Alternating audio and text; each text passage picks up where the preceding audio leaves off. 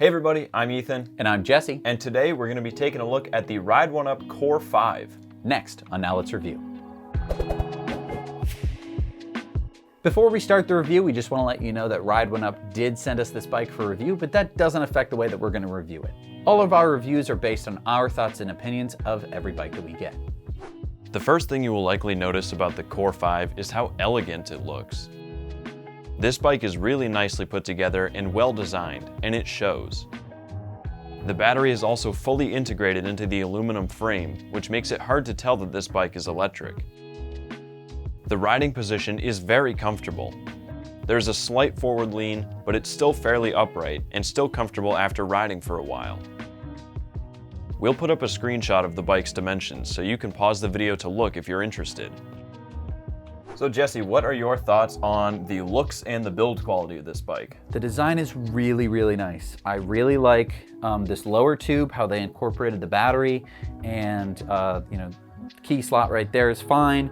The thing that I like the most about, I think, the build quality is right here, there's no weld. There's no weld anywhere. I can't see it. Maybe it's welded. I think it's actually all one piece of aluminum. Really, really nice touch, because I can't tell you how often I'm sitting on a bike looking at the tube weld right here and just going like, geez. Now the welds over here, they look fine. Everything looks good, but really it's the design, this nice swoop here, and the black and this dark grayish blue really ties it all well together. The other thing that I really like is the way that they implemented the battery. We've reviewed so many different e-bikes, and let me just tell you, this is so nice to remove the battery of. I can't tell you how many e-bikes is like, it's hard to actually get the battery in there. Nice squeeze, confident click, done. Yeah. Excuse me, do you know how many bikes we have where it like just slides down into a thing, or it does try and fit into the frame and there's something wrong and you've got to be wailing on it with your hands just to get it in? This is so smooth. And they even have little finger things so you can pull it out. I am in love with this battery design. Yeah, it is really exceptional compared to most of the batteries we do. Listen to that. Hang on, ready? That's a solid click. That's like the sound I want a gun to make. Yeah, exactly. That's like German car door closing, like nice solid clunk. I like that. Yeah. I like that a lot. Yeah. So something that I like about this bike a lot is the seating position. So it's not like some of the cruiser bikes where you're just so upright that you're basically relying on the throttle to get you where you're going. And it's not like the crazy road bikes where you're super leaned over. It's a very good middle ground, lets you pedal efficiently while also keeping your back from getting too sore after a long ride. The 27.5 by 2.2 inch Kenda Quick 7 5 tires are mounted on Powerwheel P19H rims. These tires are definitely road-oriented, but have enough tread to make it down a dirt road with good control. Riding on dirt isn't going to be something you want to do much with this bike, since the Core 5 has no suspension. As with all bikes that have no suspension, the ride is rough on most terrain that isn't smooth pavement, but this doesn't claim to be an off-road bike. The Cell Royal seat is on the firmer side, but I haven't found this to be a problem other than when going over bumps. A 44-tooth crank wheel drives the 7-speed Shimano Altus cassette, which has 11 to 32-tooth gears. 5 levels of cadence sensing pedal assist come from the 750-watt Shengyi hub motor mounted on the back wheel. The 5 levels are just different top speeds, as with most cadence sensing bikes, and the engagement and disengagement suffer from the typical cadence sensing jerkiness. The motor can also be controlled by a thumb throttle on the left handlebar, which has a decent response but doesn't kick in with much power until about halfway through the throw. As I've said in previous videos, I do not like when the throttles are on the left side, and I really wish they had made it a twist throttle on the right handlebar instead. The motor lacks an acceleration considering it's 750 watts, but it can bring the bike up to a top speed of 28 miles per hour. I was only able to achieve that speed by holding down the throttle and pedaling at the same time, as it tops out at 20 miles an hour using throttle only and about 22 miles an hour using pedal assist only. That top speed does make this a Class 3 e-bike, so keep in mind that depending on where you live, this bike might not be legal. Slowing down from those speeds is done with the Tektro mechanical disc brakes with 160mm rotors. The brakes have the typical feel of mechanical disc brakes, and the stopping power is adequate. However, I think hydraulic brakes would be better suited for this bike, considering the Core 5's overall high build quality. On the left handlebar is the display that shows the battery level, speed, odometer, trip distance, max speed, average speed, time riding, and motor power output. The display is simple, but it's difficult to see the information in bright light. So I really like this bike. I think it could be a good kind of city bike. Again, it doesn't have any suspension. You can get fenders for it. You can also get a rear rack, which is nice if you're moving stuff. The one thing that this bike doesn't come with that is, I don't want to say standard on e-bikes, but it's very common on a lot of e-bikes, and that is a headlight and a tail light. And you don't need one per se, like it's definitely not by law, but I really like having even a wimpy little headlight and even a wimpy little taillight because it just increases your visibility.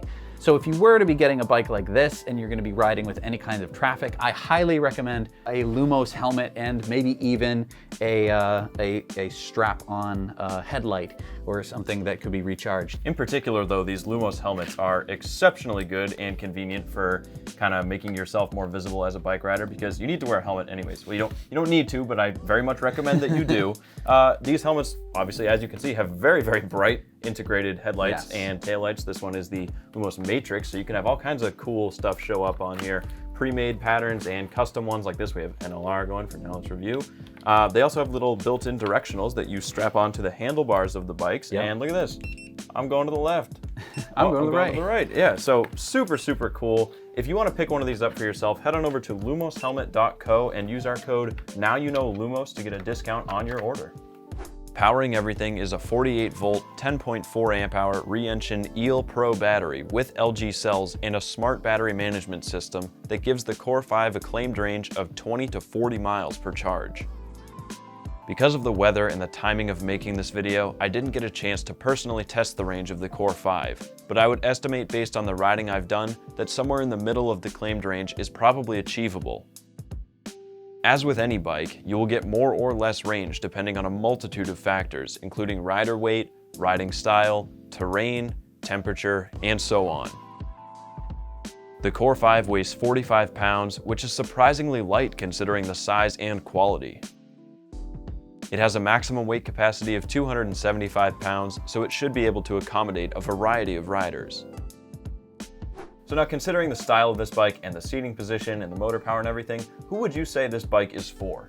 I would say that this, it's a very wide appealing bike. I think that most people could get it, but I imagine in my head, someone who lives in a city, who wants an e-bike but doesn't want it to look like an e-bike. Wants it to look fairly handsome, and this looks really nice.